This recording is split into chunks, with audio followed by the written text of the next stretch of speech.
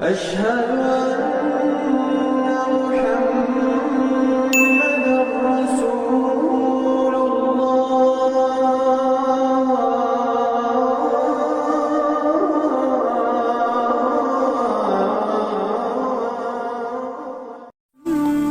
Kaidah yang kedua, segala yang datang dari Allah itu tidak mungkin buruk.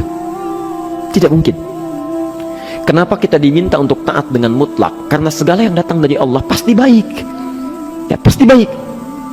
Karena Allah menurunkan segala maslahat sesuai kebutuhan kita. Cuma manusia kadang-kadang, menginginkan sesuatu dengan pikiran pendeknya yang bukan kebutuhannya. Al-Baqarah 216. Enggak pelan-pelan kita ya.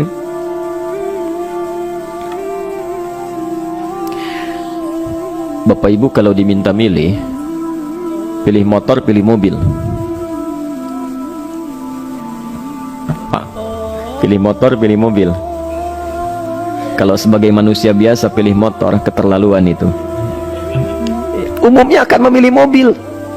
Akan memilih mobil umumnya.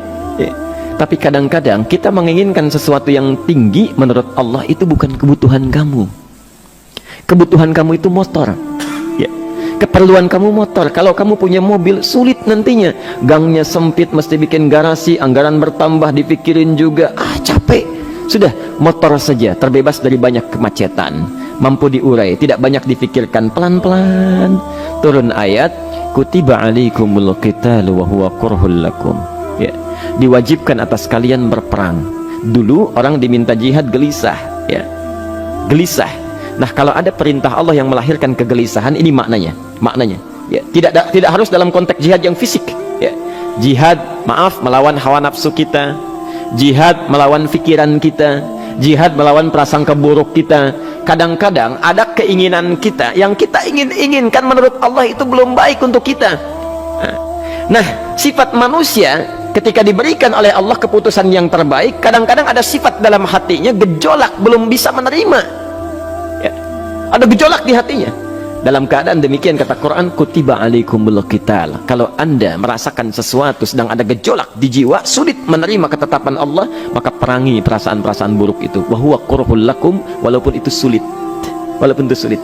Jangan berprasangka buruk dulu pada Allah. Ayat yang indahnya, perhatikan kalimatnya. Asa an takrahu syai'an fahuwa khairul lakum.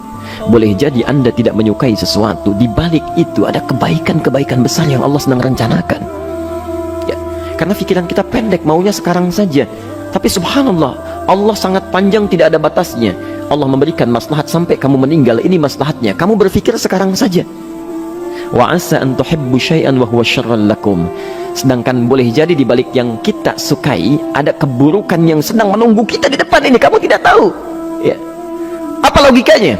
Wallahu ya'lamu, Allah tahu masa depan yang akan terjadi menimpa kita, wa antum la ta'lamun, sedangkan kalian tidak bisa membaca masa depan ya. Saya punya adik perempuan datang lalu meminta doa, Kak, saya ingin tes katanya ya, di salah satu bank, kemudian sudah pada tahap akhir yang menurut hitung-hitungan manusia dan perkiraannya insya Allah lulus, karena tidak ada alasan apa-apa lagi untuk tidak meluluskan. Baik, bismillah, kita berdoa. Tapi doa kita seperti dibimbing oleh Quran, tidak minta dunia saja ya. Jadi dunia baik, Al-Baqarah 201, Rabbana atina fid dunya wa fil akhirah ya. Dunia minta baik, akhirat minta baik. Tapi aturan dunia dan akhirat ini jangan disebandingkan, rugi. Dunia itu kecil ya, akhirat lebih besar. Dunia itu kecil. Makanya diatur di Al-Qasas ya, ayat 77 sampai 78 itu aturannya, wabtaghi fima atakallahu daral akhirah wala tansa nasibaka minad dunya. Minta seluas-luasnya akhirat, tapi dunia jangan berlebihan ya. Sekedar mencukupi kebutuhan kita saja ya. Pakaian, Bapak Ibu sekalian ya, kita beli pakaian sesuai kebutuhan saja, jangan berlebihan ya. Cukup ketika kita akan sholat, layak, indah dalam pandangan Allah. Ketika kita akan bermuamalah, bagus, tidak mengecewakan orang lain, sudah. Maka waktu selebihnya, ketika kita mencari sesuai kebutuhan, waktu selebihnya bisa digunakan untuk memperbanyak ibadah. Tidak banyak energi terbuang, uang juga terbuang, tenaga juga terbuang. Bayangkan kalau keinginannya macam-macam. Wah, ingin baju terbaru, ingin tasnya Hermes, mereknya dari Paris, sekarang juga mesti dibeli. Wah, uangnya sudah 400 juta keluar, tenaga mesti keluar, beli tiketnya macam-macam dan sebagainya. Habis waktu untuk mengejar dunia, ibadah tertinggalkan. Di rumusnya dunia itu secukupnya saja. Nah, yang paling menarik, kita doakan supaya Allah memberikan kebaikan dunia dan akhiratnya yang paling utama. Maka datanglah dengan lesu mengatakan, saya tidak lulus, katanya. Kenapa? Saya bilang, saya tidak tahu, saya sudah berusaha, tapi konon kabarnya saingan saya adalah anak salah satu pejabat. Masya Allah. Saya bilang, kamu jangan bersedih. Kamu menginginkan sesuatu dengan pikiran pendek, Allah pasti memberikan yang terbaik yang tidak terlukiskan nanti. Subhanallah. Pekan beberapa hari setelah itu muncul berita, ternyata dia diterima di bank syariah. Ya, dia menginginkan sesuatu yang diinginkan, Allah menginginkan lebih dari apa yang dia harapkan. Dikasih bank syariah, di situ terjaga, meningkat keagamaannya, terjaga hijabnya, segalanya, dan disitulah kemudian diarahkan untuk menemukan jodohnya. Masya Allah. Dia berpikir saat itu Allah merencanakan masa depannya. Ya, jadi apa yang Allah sudah rencanakan pasti baik, Pak, Bu. Jadi tadi dari salat subuh yang pertama kali ingin disampaikan adalah, coba dilihat sampai subuh ini, adakah aturan Allah dan Rasulnya yang sampai subuh ini pernah kita langgar, pernah kita ragukan? Barangkali itu yang membuat kehidupan kita sulit. Ya. Allah, Rasul membuat aturan, dan ada 4 tipikal orang, ya, 4 tipikal orang bila dihubungkan dengan aturan yang Allah dan Rasul sudah buat itu. 1, ada yang ikut aturan. Maka orang seperti ini, kata Quran, yuridullahu bikumul yusra wala yuridu bikumul usra. Al-Baqarah 185. Allah menginginkan kemudahan, tidak menghendaki kesulitan dalam hidupmu. Ya. Maka dibuat aturan, yang ikut aturan Allah pasti mudah hidupnya. Ya, pasti mudah hidupnya. Ya. Rizkinya mudah, hidupnya mudah, nyaman, enak. Ya. 1, ada yang ikut aturan. Yang kedua, ada yang keluar aturan. Ya. Ini pasti repot. Pasti repot. Di awal-awal seperti menyenangkan, ujung-ujungnya repot. Allah bilang, jujur, jangan berdusta. Kalau dusta celaka. Wailul lil mukadzibin. Celaka bagi para pendusta. Dia keluar aturan, dia berdusta. Awal-awal memang nikmat. Besok. Ya. Pak, ini amplop siapa ya? Ya. Maaf Pak, ini amplop memang ini khusus Pak, anggaran tertentu, tidak ada kaitan dengan proyek ini. Padahal ada kaitan dengan proyek, dia sisihkan untuk kepentingan pribadinya. Bohong.